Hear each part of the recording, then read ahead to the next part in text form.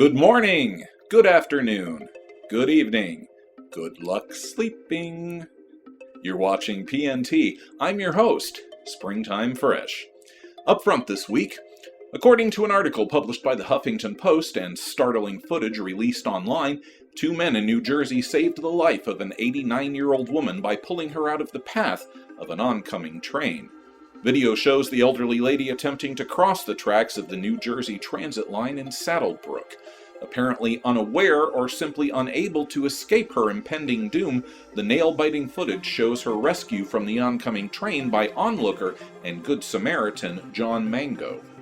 Realizing that the woman would fail to cross in time, Mango sprang into action. The footage captured by police dash cams shows the woman jump, startled as John seizes her arm and hustles her towards the sidewalk. Another witness then moves in to help before the hurtling train passes in front of the camera.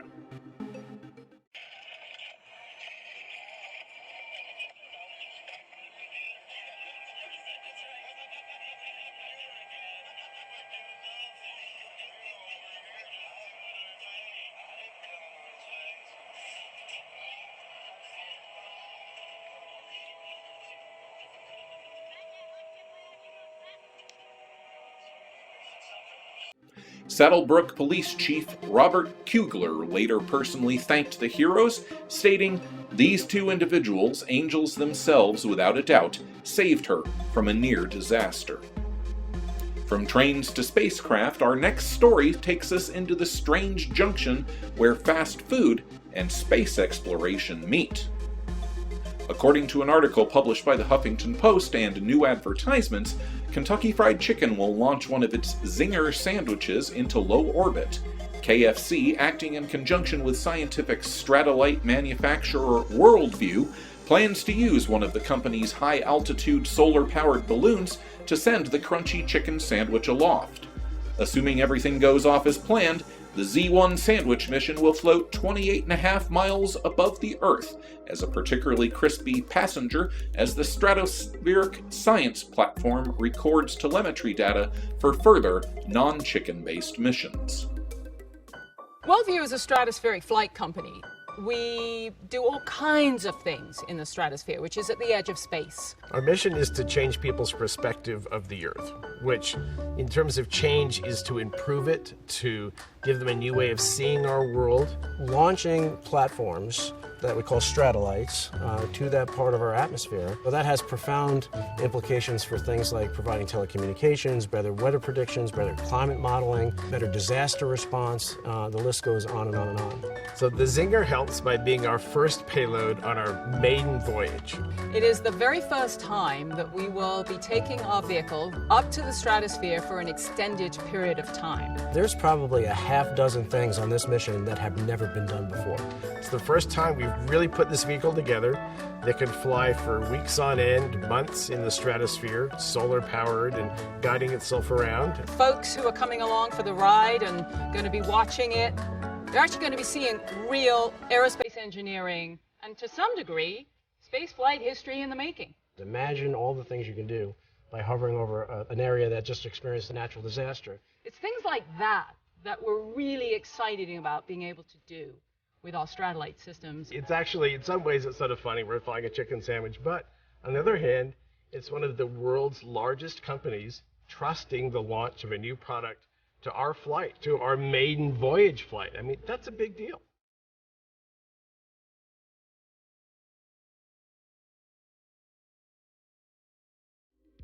While the data gathered during the mission will ostensibly be used to further perfect future Worldview balloons, we here at PNT would feel remiss if we did not point out the possibilities for portable poultry perfection.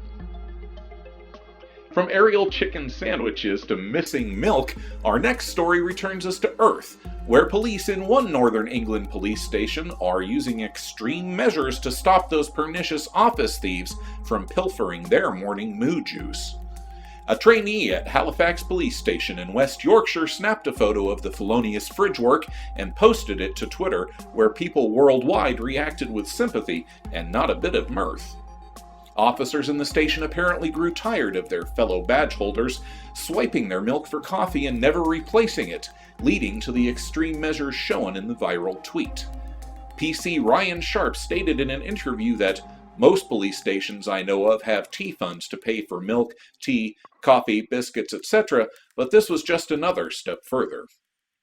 We here at PNT sympathize with the officers of the Halifax police station, but frankly are not surprised to know that even in the most staunch defenders of the law, there lurks a little lunchroom larceny. And now, PNT is pleased to bring you our weekly report. 1955. Astronomer and UFO researcher Morris K. Jessup is sitting at his desk going through his mail.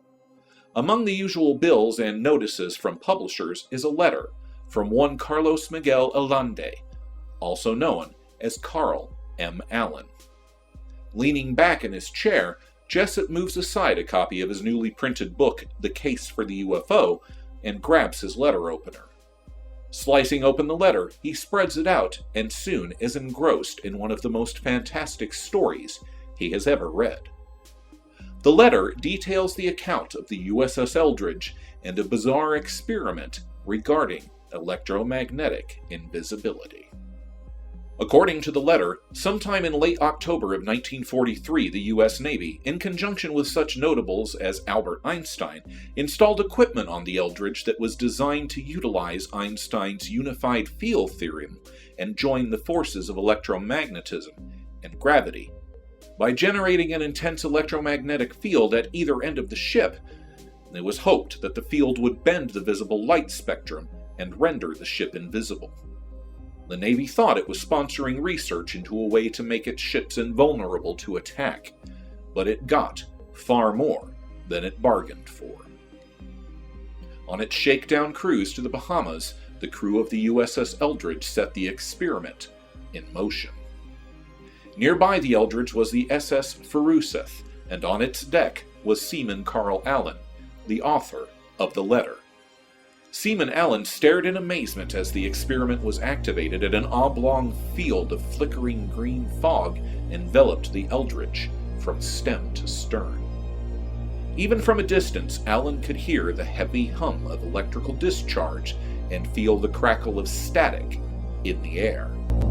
As the power levels rose, he could feel the force of the field pressing against the side of the Feruseth.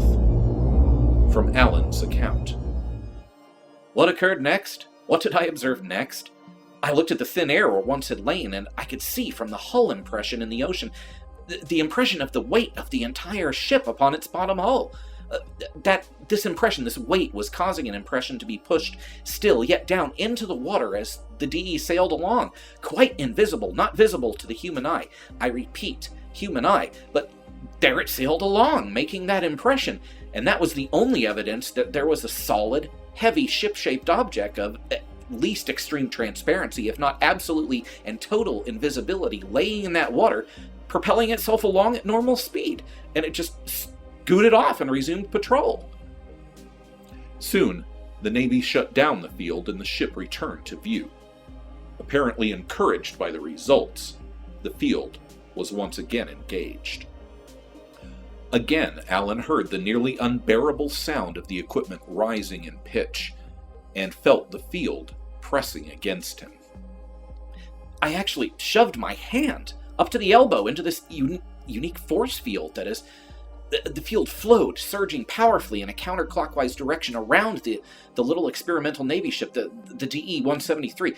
I felt the force field against the solidness of my arm and my hand outstretched into this humming, pushing, propelling flow. I watched the air all around the ship turn slightly, ever so slightly darker than all the other air. I saw after a few minutes a foggy green mist arise like a thin cloud. This must have been a mist of atomic particles. I watched as thereafter the DE-173 became rapidly invisible to human eyes. The field had a sheet of pure electricity around it as it flowed, and the flow was strong enough to almost knock me completely off balance, and had my entire body been within that field, the flow would have most certainly knocked me flat on my own ship's deck. As it was, my entire body was not within that force field when it finally reached maximum strength density, I was not knocked down, but my arm and hand only pushed backwards with the field's flow. Finally, the shrieking harmonics of the field peaked, and in a sudden flash of blue light and a loud crack, the USS Eldridge and her crew vanished utterly, only to reappear over 200 miles away in the waters near Norfolk, Virginia. The Eldridge sat for some minutes in full view of the harbor before suddenly returning to its original position. Upon its return, the Navy discovered the true toll of the Philadelphia experiment. Crewmen were discovered embedded in metal structures throughout the ship, their bodies and limbs fused with the metal bulkheads. Some rematerialized inside out. The fortunate were dead already. The less had to be cut free and soon died thereafter. Other crew members reported severe nausea and disorientation. Some returned insane, their minds unable to cope with the experience. Some never rematerialized at all. Horrified, the Navy demanded an explanation. After intensive investigation, it was determined that the equipment had not been recalibrated for the second test, thus causing the unexpected and deadly results. As intriguing as the possibility of teleportation was to the military, one had only to look at the horrific results of the experiment to deem it far too dangerous to pursue. Transferring and silencing the few remaining witnesses, the Navy did its best to bury the Philadelphia experiment. While the Navy has always maintained that the experiment never in fact occurred, rumors have long held that the research continued in secret. While fascinated with the story, Jessup initially dismissed Allen as a loony. Indeed, while Allen was, as his family put it, a remarkable man, Allen also consistently provided proof to back up his assertions, including his naval registration number and documentation. The further Jessup dug, the more bizarre the story became. Allen's continual stream of letters from 1955 to 1957 certainly proved to be odd by anyone's definition. But for every wild claim, Allen appeared to have at least a modicum of proof to back it up. Despite this, and perhaps due to the extreme nature of his claims, Allen was widely regarded as a crackpot at best, and an outright liar and hoaxer at worst. For his part, Jessup was never the same after being contacted by Allen, and whether it was his involvement in investigating the Philadelphia experiment, or depression over his failure to sell additional books on the UFO phenomenon he so loved, Morris K. Jessup decided to end his life on the evening of April 30th, 1959. Jessup's suicide did little to settle matters regarding the experiment, instead leading to more theories about the author and investigator being silenced by a military determined to keep its secrets out of public view. For years, the story floated about the fringes of the paranormal as an anecdote, being retold in dark living rooms in the wee hours of the morning over glasses of bourbon, and occasionally by authors who largely plagiarized large parts of Allen's letters. As was perhaps inevitable, Hollywood eventually learned of the story and brought us the 1984 time travel adventure by the same name. While the popular movie served to bring the incident into public view on a mass scale, the production was only loosely based on the prior accounts and was riddled with inaccuracies, only serving to darken waters already muddy with confusion.